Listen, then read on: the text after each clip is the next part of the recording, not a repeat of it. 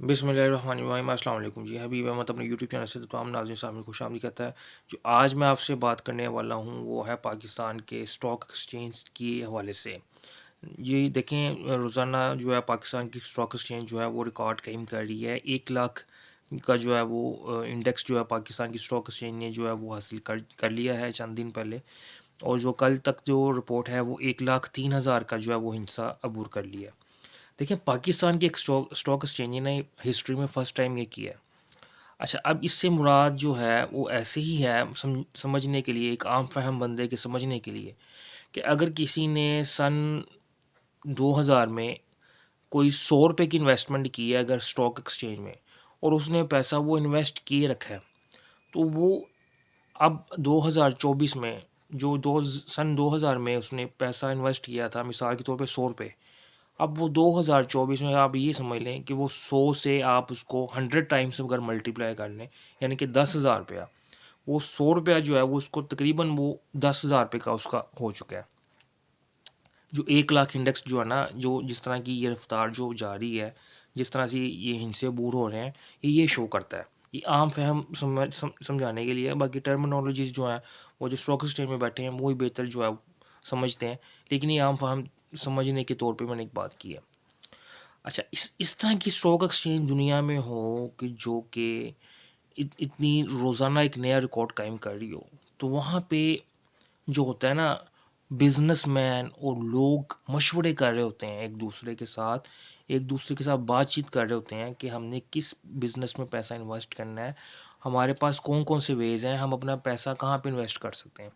लेकिन अनफॉर्चुनेट है हम पाकिस्तानियों के लिए कि हम लोग इतने जो है ऑक्यूपाई हो चुके हैं मेंटली तौर पे, कि हम लोग जो है ना डिवाइड हो चुके हुए हैं। हम सियासी तौर पे कह लें, माशरती तौर पे कह लें, लसानी तौर पे कह लें, हमने बहुत सी डिवीजन्स खुद कार जो है ना हमने वो बना रखी हैं।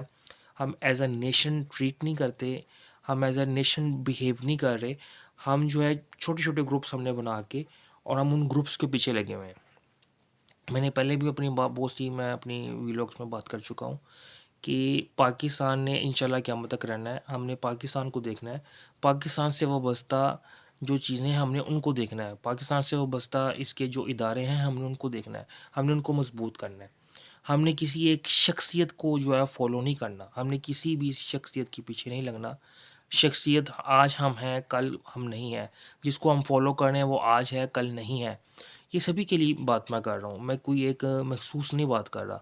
लेकिन जो इंशाल्लाह क़यामत तक रहना है वो पाकिस्तान ही रहना है। और हाँ, होना तो ये चाहिए था कि बीइंग अ एटमी पावर हमें मुस्लिम दुनिया को लीड करना चाहिए था। लेकिन अनफॉर्चुनेट है, हम बहुत से मामलात में मुस्लिम दुनिया को लीड नहीं कर पा रहे, क्योंकि हम जो माशी तौर पे जो है ना मुस्तहकम नहीं है।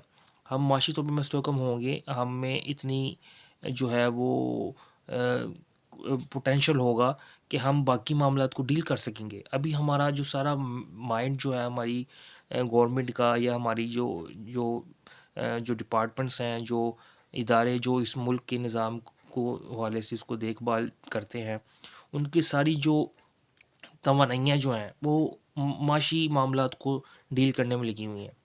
अगर हम माशी तौर पे मजबूत होंगे तो फिर हम दूसरे जो सब्जेक्ट्स हैं उनको भी डील कर सकेंगे। लेकिन मैं यहाँ पे ये बात करना चाह रहा था कि जो माशरती नॉर्म्स होती हैं ना, वो किसी भी मुल्क की तरक्की का बाइस होती हैं।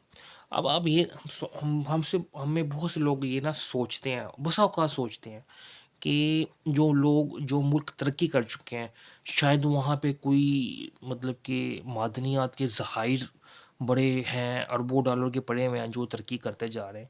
ऐसा नहीं है। अल्लाह पाक की जो ज़मीन है, ये ज़मीन किसी भी मुल्क में आप चले आएँ, हर मुल्क के अंदर जो है अल्लाह पाक ने कुछ ना कुछ उस मुल्क को नेमत दी हुई है। ये हो ही नहीं सकता कि कोई मुल्क जो है वो क्लेम करे जी हमारे पास कुछ नहीं है। हाँ, कोई एक नाअहली एक अलग चीज़ है, किसी भी मादनियात तक रसाई का हासिल ना होना ये एक अलग चीज़ है। मादनियात का इनकार करना ये अलग चीज़ है। तो हर मुल्क में अल्लाह पाक ने ज़मीन को मादनियात से माला-माल किया हुआ है। कहीं पे लिथियम के ज़खायर हैं, कहीं पे सोने के ज़खायर हैं, कहीं पे तांबा है, कहीं पे कोयला है, कहीं पे गैस है। मतलब कि अल्लाह ताला ने इस पूरी रोए ज़मीन को जो है ना वो दौलत से माला-माल किया हुआ है। अब बात क्या है? बात समझने की ये है कि इन चीज़ों को हासिल करने का तरीका क्या है, किस तरह से इनको हासिल किया जाए, इन पे इन्वेस्ट किस तरह किया जाए, इन पे अपनी तवानाई कैसे लगाई जाए इसको हासिल करने में। अब बहुत से अब लिथियम एक ऐसी जो है वो चीज़ है जो आने वाले वक्त में जो है वो पेट्रोल डीज़ल का नेमुल बदल होगी। तो लिथियम जो है ये इसकी बैटरीज़ बनेंगी, इससे भी जो आगे आपकी हैवी मशीनरी है या कार्स हैं उनको डील किया जाएगा। अब लिथियम जो है हमारे पड़ोसी मुल्क में भी पाया जाता है और सुनने में आ रहा है पाकिस्तान में भी है। लेकिन उसको हासिल कैसे किया जाएगा? उसको हासिल करने के लिए कोई जदीद मशीनरी चाहिए होगी, कोई अच्छी कंपनीज़ चाहिए होंगी जो उस पे वर्कआउट करेंगी। लेकिन उनका क़याम जो है वो किसने करना है? वो उस मुल्क ने करना है। वो किसी ने बाहर से आके हमें नहीं करके देना। अगर हम किसी बाहर से मुल्क को एंगेज करेंगे तो वो बहुत सारी जो है वो परसेंटेज खुद निकाल के ले जाएँगे। मतलब कि सर्विस चार्जेज़ इतने ज़्यादा होंगे कि हम कहेंगे नहीं भाई तुम रहने ही दो। तो वो मामला सिर्फ़ मैं यहाँ पे डिस्कस करना चाह रहा हूँ कि जो माशरती नॉर्म्स होते हैं ना, इनको सही करने की ज़रूरत होती है। इर्द-गिर्द में आप देख लें, मैं आपको 2 मुल्कों की मिसाल दूँगा। 2 मुल्कों की मिसाल ऐसे दूँगा मैं आपको, मैं बात करूँगा नॉर्थ कोरिया की और साउथ कोरिया की। ये मतलब आप इनको ऐसे ही देख लें जैसे ये पाकिस्तान और इंडिया का जो आपस में एक क्लैश है, या पाकिस्तान इंडिया में जो एक जिस मतलब कि इनके मामला जो इख्तिलाफ़ात हैं, जो भी है, इससे भर के इनके इख्तिलाफ़ात हैं। मतलब कि कुछ मामलात में ये पाकिस्तान इंडिया से ज़्यादा मतलब कि इख्तिलाफ़ात करते होंगे। देख लें इनकी ज़ुबान एक है, मतलब कि लिखने में भी एक है, बोलने में भी एक है।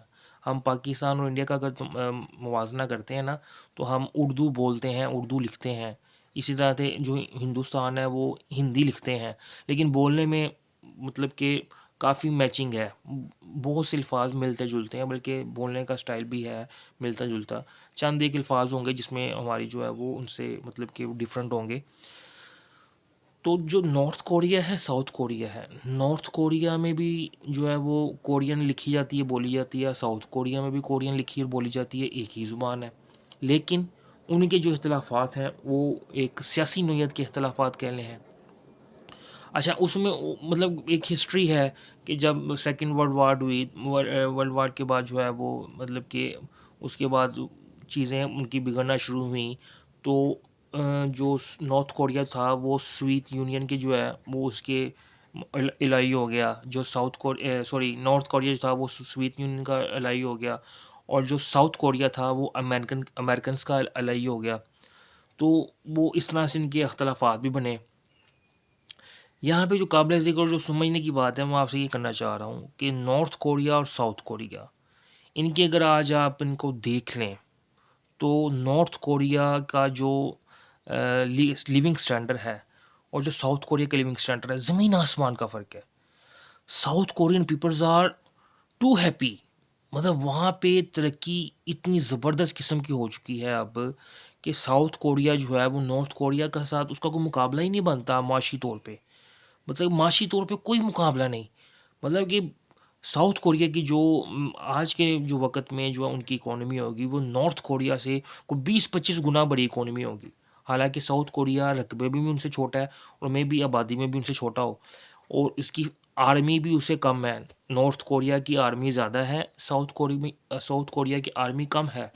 और नॉर्थ कोरिया के पास जो है ना वो मतलब कि आर्मी के पास उनके पास वेपन्स भी ज़्यादा हैं। साउथ कोरिया के पास कम है। लेकिन साउथ कोरिया का एरिया भी कम है, नॉर्थ कोरिया के एरिया भी ज़्यादा है। लेकिन साउथ कोरिया जो है उसने अपनी डेवलपमेंट पे इतना फ़ोकस किया, इतना उन्होंने अपनी डेवलपमेंट पे फ़ोकस किया कि 1970s में साउथ कोरिया जो कंट्री था वो पाकिस्तान से बहुत पीछे था। इतना पीछे था कि उनके जो लोग थे वो हम पाकिस्तानी इकोनॉमीज़ जो इकोनॉमिक होते हैं मतलब कि स्पेशलिस्ट, उनसे रब्ता करते थे कि आप हमें इकोनॉमिक प्लान बना कर दें 20 ईयर्स का, 25 ईयर्स का। तो उन्होंने बना के भी दिए जिस पे उन्होंने अमल करके वो तरक्की की इस जगह पे आ चुके हैं कि आज वो हमें सैमसंग जो है बना के दे रहे हैं, हमें हुंडई कार जो है प्रोड्यूस करके दे रहे हैं। लेकिन हम पाकिस्तानी दुनिया को कुछ नहीं दे रहे। साउथ कोरियन सैमसंग पूरी दुनिया में सेल कर रहे हैं, उससे इतना ज़रिए मुबादला कमा रहे हैं। और इसी तरह जो है वो हुंडई कार जो है पूरी दुनिया में उसको मार्केट कर रहे हैं। इसी तरह अगर आपको मैं बात कर रहा था नॉर्थ कोरिया की, नॉर्थ कोरिया जो था वो 1980s में साउथ कोरिया से बहुत ऊपर था। नॉर्थ कोरिया जो था वो 1980 में लोगों को बिजली दे रहा था फ्री, उसके अलावा लोगों को जो है ज़राए आमदरफ़्त फ्री दे रहा था, ट्रेन की वहाँ पे सहूलत फ्री थी और बहुत सी चीज़ें वहाँ पे फ्री थी। लेकिन फिर अल्टीमेट जो है वो सोवियत यूनियन का जब वो मतलब कि सोवियत यूनियन जब टूटती है, उसका ख़ात्मा होता है, तो वो अपना जो ना उससे अमल जो उसका अपना वो होता है इम्पैक्ट नॉर्थ कोरिया पे, वो उसका कम हो जाता है, जो उसकी सपोर्ट थी वो कम हो जाती है। होता क्या है कि नॉर्थ कोरिया जो है उसको माशी तौर पे वो मुस्तहकम नहीं रहता, एकदम से वहाँ पे उनकी करेंसी गिरावट का शिकार ऐसे होती है कि ना उनके पास बिजली प्रोड्यूस करने के लिए कोई ऑयल रिजर्व्स होते हैं, ना ऑयल उनको परचेज़ करने की कोई उनके पास कोई इतना ख़ज़ाने में पैसा होता है कि वो बिजली बना सकें। तो वहाँ पे एक ब्लैकआउट सिस्टम का मतलब कि वहाँ पे तकरीबन कह लें कि इतनी वहाँ पे लोड शेडिंग स्टार्ट हो जाती है। फिर वहाँ के जो लोगों के पास फैसिलिटीज़ थी वो बैकअप हो जाती हैं। तो अब नॉर्थ कोरिया जो है उसमें वहाँ पे रहना मतलब कि बहुत ही जो है ना एक अज़ियतनाक वहाँ पे ज़िंदगी है लोगों की। डिक्टेटरशिप इंतहाई दर्जे की ज़ालिमाना है वहाँ पे। नॉर्थ कोरिया में लोग इवन साँस लेना उनके लिए इतना मुश्किल है कि वहाँ पे वो अपने कपड़े अपनी मर्ज़ी से नहीं पहन सकते, हेयर स्टाइल अपनी मर्ज़ी का नहीं कर सकते। इतने वहाँ पे प्रॉब्लम्स हैं। उसकी वजह क्या है कि उन्होंने अपनी माशरती नॉर्म्स थी ना, उनको उस सही डगर पे नहीं डाला। एक सिर्फ़ एक वो जो उनका जो है वो किम जो उसको कहते हैं जिनको इनके इस टाइम वो कह लें लीडर है या इसका जो उनका हुक्मरान है, सारी पूरा नॉर्थ कोरिया उस किम के इर्द-गिर्द मतलब उसकी ज़िंदगी के ऊपर उसका नॉर्थ कोरिया का जो है ना वो सारा वो महवर कह लें महवर क्या कहना वो किम एक जो है एक उनका वो कह लें एक सियासी बंदा कह लें या आर्मी का बंदा कह लें जो उसका बैकग्राउंड है, तो वो एक किम एक आम सा इंसान है। लेकिन वहाँ के जो लोग हैं या उसका जो कंट्री है पूरा किम के पीछे लगा हुआ है। हर चीज़ किम के ऊपर है।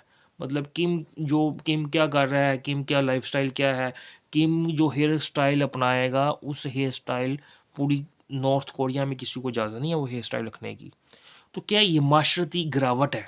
जब माशरती गिरावट हो जाती है ना, तो फिर कौमें तरक्की नहीं करती, वो पस्ती का शिकार हो जाती हैं। जिस तरह नॉर्थ कोरिया पस्ती का शिकार है और साउथ कोरिया ने इन चीज़ों से जो है अलग-थलग होके, इन माशरे इक़्तिदार जो पामाली का शिकार थीं, उनसे अलग-थलग होके सिर्फ़ अपनी तरक्की की तरफ ध्यान दिया, अपनी रिसर्च की तरफ ध्यान दिया। आज वो दुनिया में एक अच्छी खासी माशी पावर बन चुके हैं साउथ कोरियंस।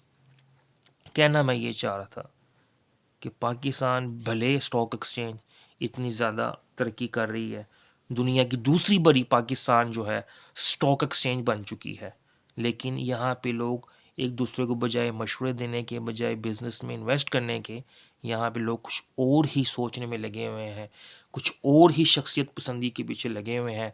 कोई किसी के पीछे लगा हुआ है, कोई किसी के पीछे लगा हुआ है और अपने मुल्क का बर्बाद कर रहे हैं। अपने मुल्क को जो है वो एक तरक्की के रास्ते पे डालने के बजाय जो डिवीजन के शिकार जो लोग हैं, चाहे वो इधर हैं, चाहे वो उधर हैं, किसी भी पार्टी के हैं, वो आपस में लड़-लड़ के इस मुल्क को नुकसान पहुँचा रहे हैं।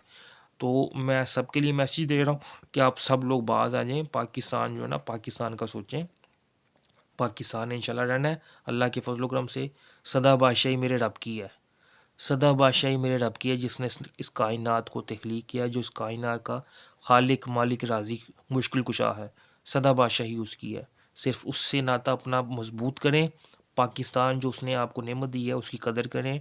रहना पाकिस्तान ने है, पाकिस्तान की, इस्लाम की और पाकिस्तान की